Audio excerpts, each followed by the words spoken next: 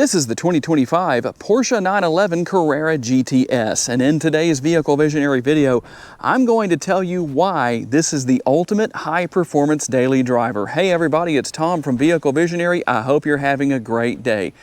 We're not at a dealership today. This is actually a personal friend of mine's new 911 that he just bought, and he was kind enough to ask me to come make a video with it and tell you all about it.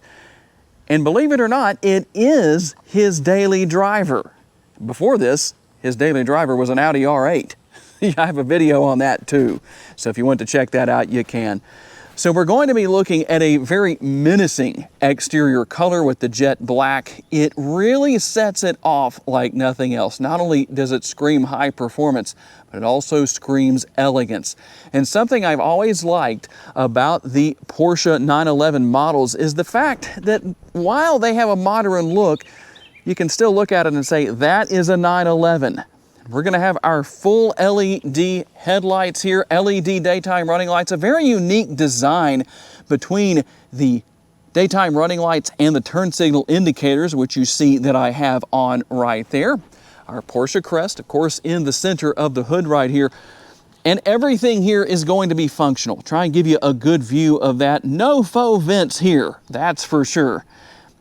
Very aggressive look with the front splitter. And to really set things off here, I like the overall design of the rim. A couple of different finishes here, the Porsche crest right there in the center, but I like how everything is highlighted by that Guards red brake caliper. Now here's something else that is a little different. Here on the front end, we have 20-inch wheels. On the rear, we're going to have the 21-inch wheels.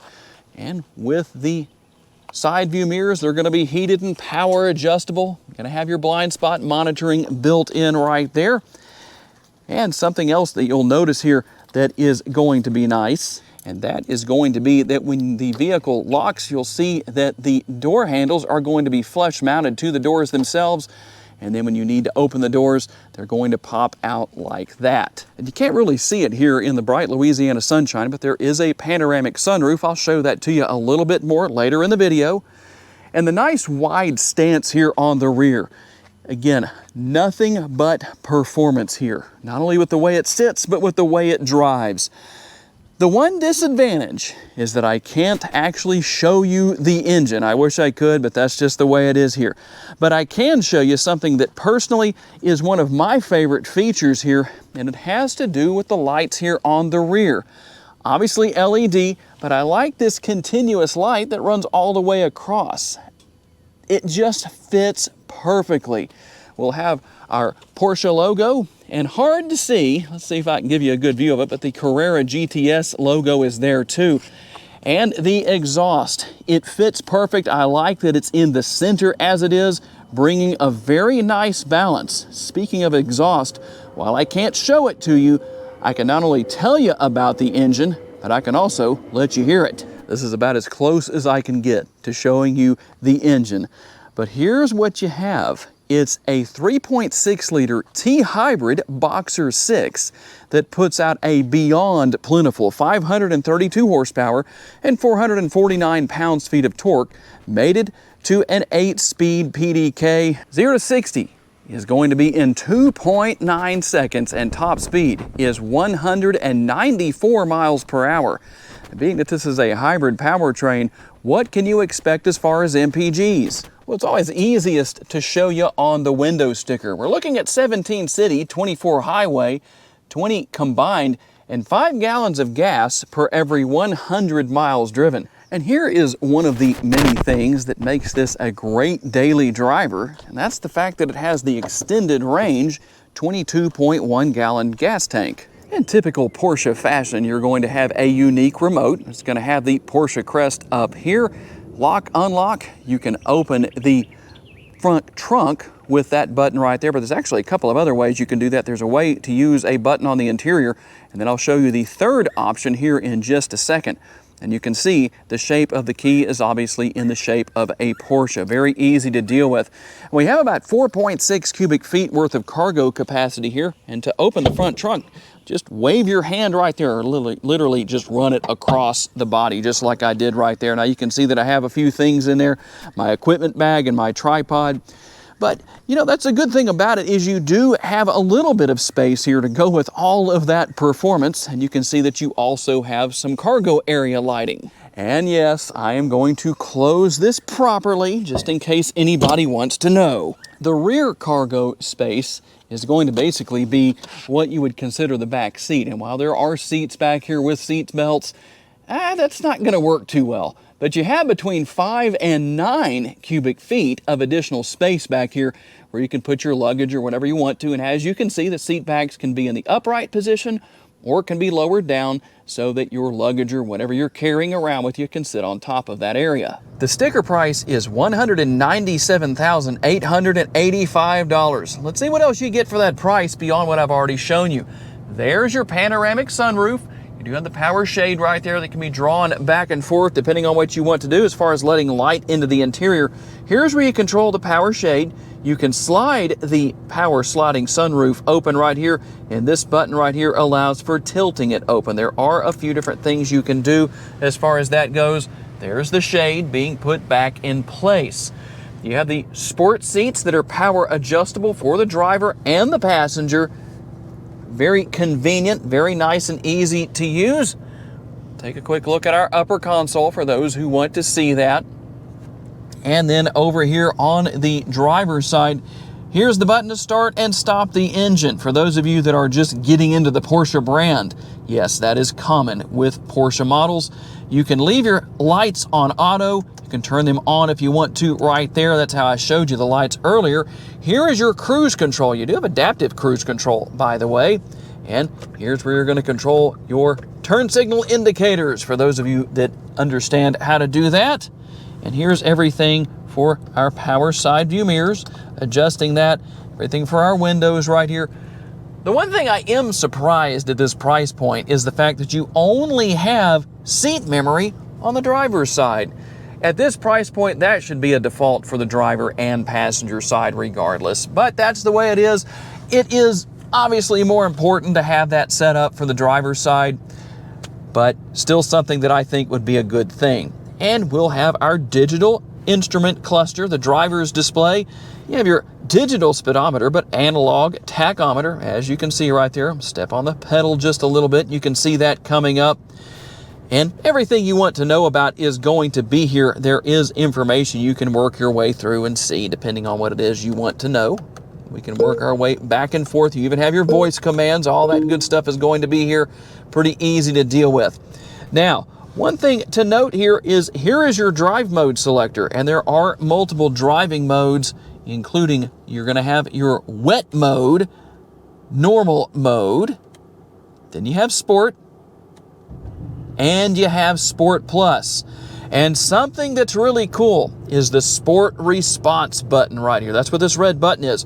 When you push that, here's what's going to happen. You're going to get a countdown of 20 seconds of all the horsepower that this car has to offer. If you're driving down the road and you push that button, you will instantly have a burst of power. It's quite an experience, almost like Super Pursuit mode from the old Knight Rider days. For those of you that don't know, just Google it, look it up on YouTube, you'll find out what I'm talking about.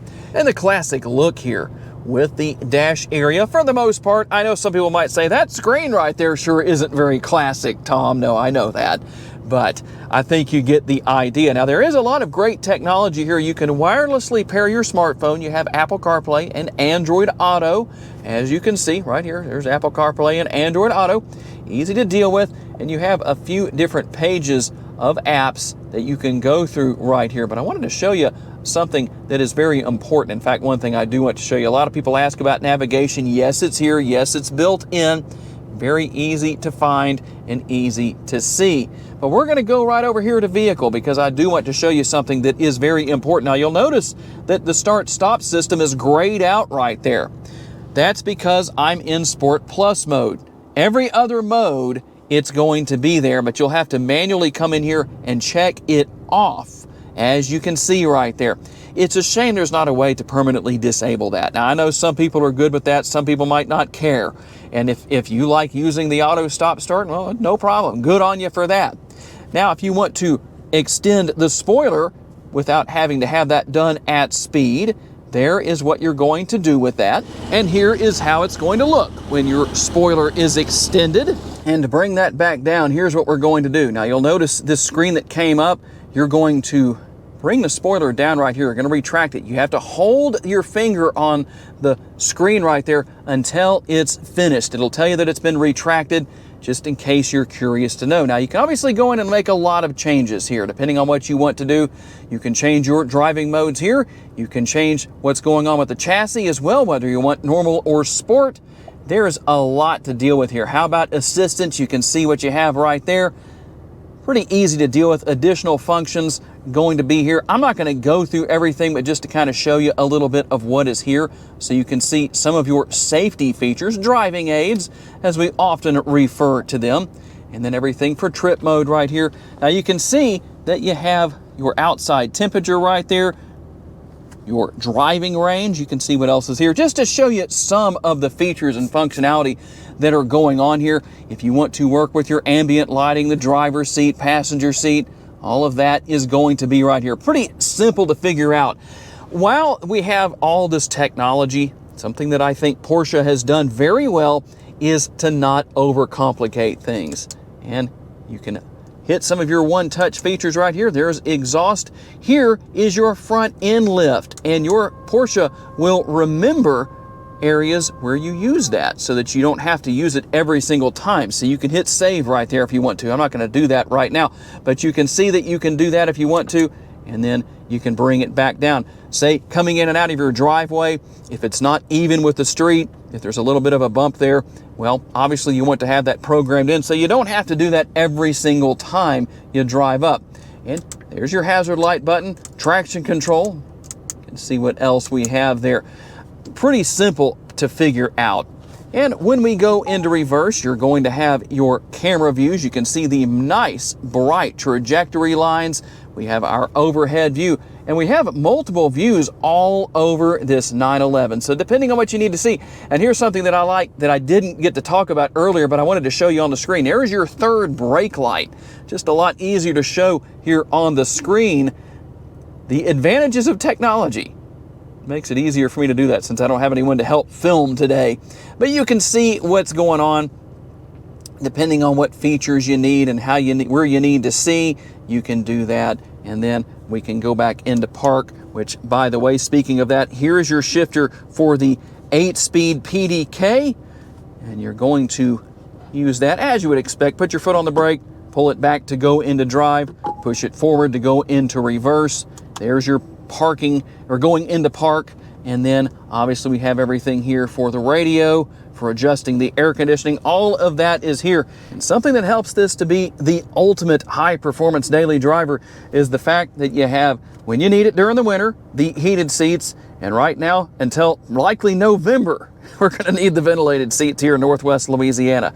Now you have the cup holder right here for the driver, and way over here is going to be the cup holder for the passenger. You can see the Bordeaux red with the interior color. Plenty of room within the glove box.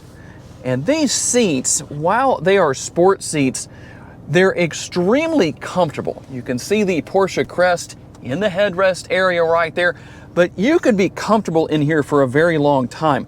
And while, depending on the driving mode and how the suspension is set up, it can be a little bit more of a stiff ride, but you can also help that to be a little bit more comfortable as well. There's plenty of room with the armrest and the door bin right there. Overall, it is an extremely practical vehicle. Also, let me show you one more thing. You do have, well, a little bit of space within the center console. And if you're wondering about USB connectivity, well, there it is. And in case you were wondering, yes, this is your wireless phone charger. I'll let you see that come on. Conveniently placed as best as it could be, I would say. And for those of you that are wondering about the power parking brake, you may have seen it earlier, but it's located right there behind the cup holder. All right, here we go on the test drive, the best part of any Porsche 911. I'm gonna let you listen for a few seconds.